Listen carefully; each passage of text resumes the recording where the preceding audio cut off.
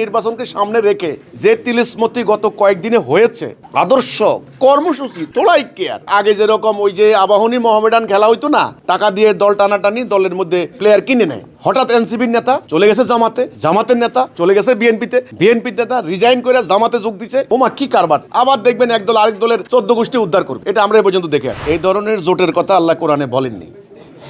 আল্লাহ কোরআনে বলেছেন মোমেনদেরকে সীসা গলানো প্রাচীরের ন্যায় ঐক্যবদ্ধ হও। এই আয়াত এটা আলেমরাও জানে, সরমনার হুজুররাও জানে, জামাতের নেতারাও জানে। সাপ্পান কা আন্নাহুম বুনিয়ানুম মারসুস। সীসা গলানো প্রাচীর, কাঠের না, লোহার না, বাঁশের না, সীসা গলানো।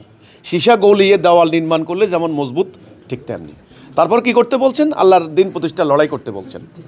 আনাকিমুদ্দিন নির্বাচন করবেন, নির্বাচনকালীন জোট হবে, জোটের আবার ভেঙে যাবে, ঠুনকো ব্যাপার নিয়ে, স্বার্থ নিয়ে দর কষাকষি করবেন। এই ধরনের জোটের কোনো ভবিষ্যৎ নাই, এটা আমরা আগেও বলেছি।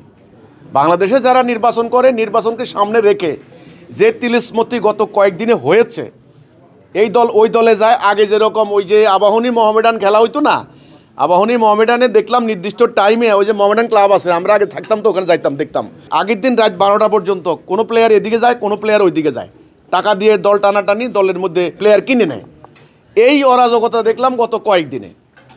হঠাৎ এনসিপির নেতা চলে গেছে জামাতে, জামাতের নেতা চলে গেছে বিএনপিতে, বিএনপির নেতা রিজাইন করে জামাতে যোগ দিছে। ওমা কি কারবার সারবার এগুলা।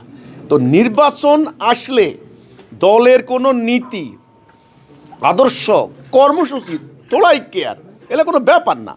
আমাকে নমিনেশন পাইতে হবে, আমাকে নির্বাচনে জিততে হবে, এটাই এখন খেলা চলছে। এখানে আপনার জামাত আর চরমনায়ের ইসলামী আন্দোলনের জোট আপনারা আশা করেন কেন?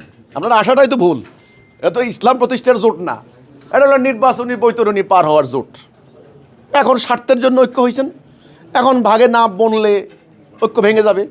এটা হতবাক করার কি আছে? আপনি কিভাবে দেখছেন, আমি কিভাবে দেখবো? আপনারা যেভাবে দেখেন আমি সেভাবে দেখতেছি। পত্রিকা যা আসে তাই তো। আমি কি তাদের স্ট্যান্ডিং কমিটিতে আছে নাকি যে ইন্টারনালি কি আছে না আছে? আপনারা যেভাবে দেখেন না আমি সেভাবে দেখি। সেটা কি?